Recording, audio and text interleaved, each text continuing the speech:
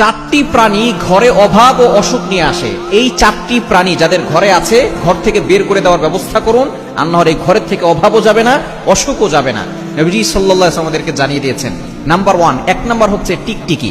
টিকটিকি হচ্ছে এমন একটা প্রাণী যেটা খুবই বিষাক্ত একটা প্রাণী। এই টিকটিকি যদি কোনো খাবারের ভিতরে পড়ে যায় অথবা সে খাবারের ভিতরে মল ত্যাগ করে, ওই খাবারটা কিন্তু বিষ হয়ে যায়। এটা কিন্তু অনেকেই আমরা জানি না, বর্তমান চিকিৎসা বিজ্ঞান বের করেছে। ১৫০০ বছরের নবী সাল্লাল্লাহু আলাইহি ওয়াসাল্লাম বলেছেন তোমরা টিকটিকি যেখানে পাবে সেখানে তাকে মেরে ফেলবে, এবং এক আঘাতে মেরে ফেললে আপনার সওয়াবও হবে। আম্মা জান আয়েশা রাদিয়াল্লাহু তাআলা থেকে বর্ণিত, সুনান ইবনে মাজার ৩২৩১ নম্বর হাদিসে রয়েছে।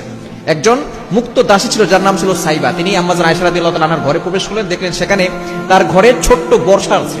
তখন তিনি জিজ্ঞেস করলেন, হে উম্মুল মুমিনিন, আপনার ঘরের ভিতরে এই বর্ষা কেন? তখন তিনি বলেন, নাকতুল, এটা দিয়ে টিকটিকি মারি। কেন মারা হয়?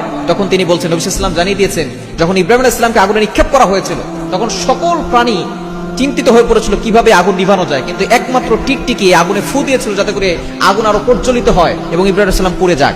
এজন্য নবী সাল্লাল্লাহু আলাইহি ওয়াসাল্লাম বলেছেন যে এই টিকটিকি হচ্ছে বিষাক্ত একটা প্রাণী, এবং ইব্রাহিম আলাইহিস সালামকে যাতে করে পুড়ে যায় এজন্য তিনি আগুনে ফু দিয়েছিল এই টিকটিকি। এজন্য টিকটিকি মারা হচ্ছে সওয়াবের কাজ, এবং টিকটিকি একটা বিষাক্ত প্রাণী।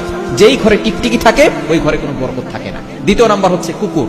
আমরা বর্তমানে কুকুর বেডরুমে ঢুকিয়ে নিয়ে যাই। আপনি ঘর পাহারা দেওয়ার জন্য আপনি নিচতলা অথবা আলাদা করে একটা ছোট একটা বাসা করে সেখানে আপনি কুকুর রাখতে পারেন, তবে কুকুর আপনি বেডরুমে নিয়ে যাবেন না। কেন? নবী সাল্লাল্লাহু আলাইহি ওয়াসাল্লাম জানিয়ে দিয়েছেন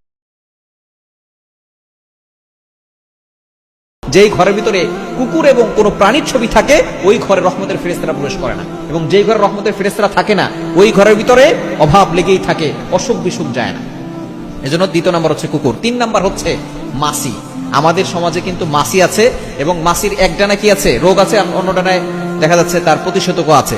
কিন্তু এই মাছির ভিতরে অনেক জীবাণু আছে। এটা কিন্তু বিভিন্ন খারাপ খাবারের কাছে যায়, ময়লা খাবার যেখানে আছে, পায়খানা যেখানে আছে, এই আবর্জনা যেখানে সেখানে যায়, যার কারণে তার ভিতরে অনেক ভাইরাস আছে। এর দ্বারা অসুখ বিসুখ লেগেই থাকে। শুধু তাই নয়, এই মাছির দ্বারা কিন্তু দেখা যাচ্ছে ঘরের ভিতরে অসুখ বিসুখ লাগে এবং ঘরের ভিতরে দারিদ্রতা চলে আসে। এবং ৪ নাম্বার হচ্ছে ইঁদুর। এই ইঁদুর যদি ঘরে থাকে তাহলে আপনি বিড়াল পালবেন। ঘরের ভিতরে বিড়াল পাললে দেখবেন ইঁদুর থাকবে না। বিড়াল হচ্ছে ভালো প্রাণী এবং সেটা বরকতি প্রাণী।